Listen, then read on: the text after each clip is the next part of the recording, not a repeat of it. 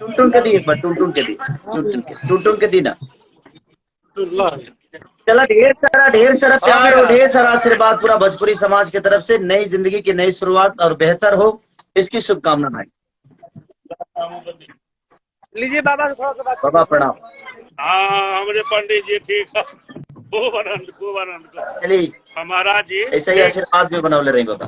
ठीक है ओके बाबा, ओके ठीक है बाबू, चला ख्याल रख। जी हाँ दोस्तों, आपको बता दें कि टुनटुन यादव के शादी में खेसारी लाल नहीं पहुंच पाए थे क्योंकि खेसारी लाल कहीं शूटिंग में व्यस्त थे और उन्होंने टुनटुन यादव को वीडियो कॉल पर शादी की ढेर सारी बधाइयां दी है और उन्होंने कहा कि आप अपने नए जीवन की अच्छी से शुरुआत करें। और जी हाँ दोस्तों, आपको पता है कि टुनटुन यादव खेसारी लाल के बहुत बड़े फैन हैं, उनको अपने गुरु मानते हैं। आपका इस पर क्या राय है, कॉमेंट बॉक्स में जरूर बताइएगा।